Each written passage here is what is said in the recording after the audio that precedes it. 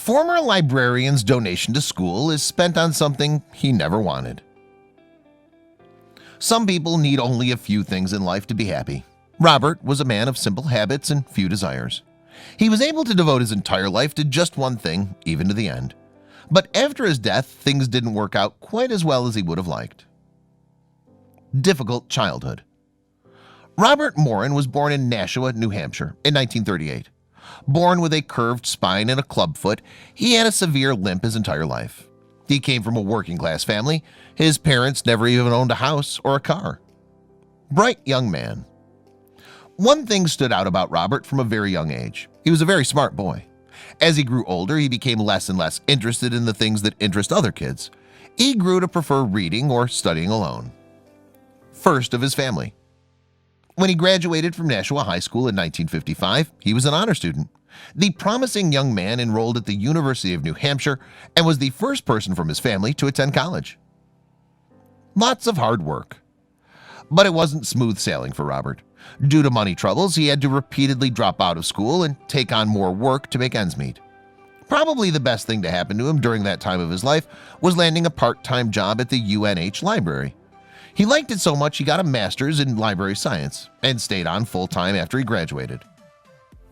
Poring over media. Robert's job was cataloging the new media that came to the library. Before computers, that meant typing all their information on little cards. He was remarkably good at his job and so was usually given the toughest assignments. Devoted to his job. Robert's work as a librarian was his entire life. Though he was very sociable with his co-workers and the UNH students, he stopped short of ever developing many deep friendships. He preferred it that way, choosing to invest time in his hobbies rather than relationships. Hobbyist. Robert followed those hobbies with the same enthusiasm and thoroughness that he brought to his cataloging. He claimed to have watched over 21,000 films at home with his VCR. And when his TV broke in the 90s, instead of buying a new one, he took up a new hobby, reading every single book published in the US during the 1930s in chronological order. Penny pincher. Extremely frugal and fond of routine, Robert kept an ordered and simple life. He never traveled, even when on vacation. He even ate the same foods every day, a breakfast of Fritos and Coke from one of the library's vending machines, a packed sandwich for lunch, and a frozen dinner at the end of the day. Living life so simply is how he was able to amass his fortune. Financial aid. In 1971, Robert met Ed Mullen, an insurance agent, when the two had to discuss a small life insurance policy he'd taken out with his mother, the only remaining member of his family he was on speaking terms with, as the beneficiary. At the time, Robert wasn't very financially savvy, keeping the majority of his money in a checking account. With Ed's help, Robert began to invest more intelligently. Growing wealth. Ed advised Robert on how to maximize his retirement funds and diversify his investments.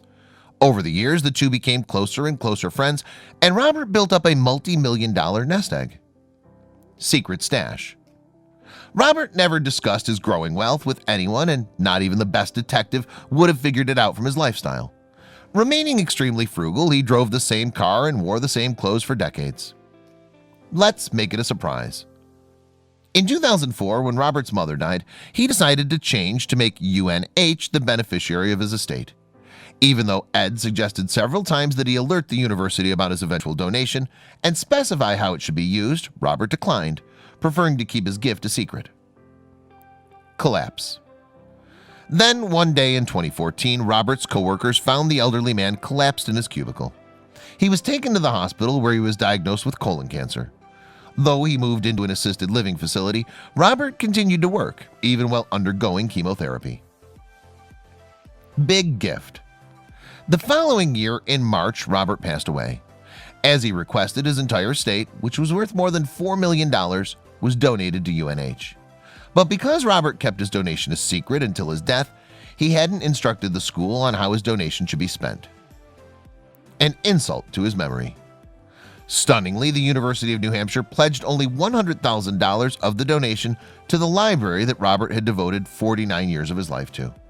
That perhaps would have made sense if the university was in dire need of money for some important project. Instead, they used $1 million, a full quarter of what Robert had donated, to purchase a high-definition scoreboard for their football stadium. Priorities. The university was in the process of renovating their football stadium and decided to capitalize on Robert's donation by upgrading their planned scoreboard from a much more reasonably priced one to one with a $1 million price tag. At the same time, they knew that such a move wouldn't be well received. Bad press. It was clear to the school that UNF putting such a small portion of the donation, 2.5% going to the library, would receive a lot of bad press. The gift is so large, the president of the UNH Foundation wrote in an email, and he worked in the library and only a relatively small amount is going to the library. Put some spin on it. So the college began a media campaign to paint Robert as a huge football fan.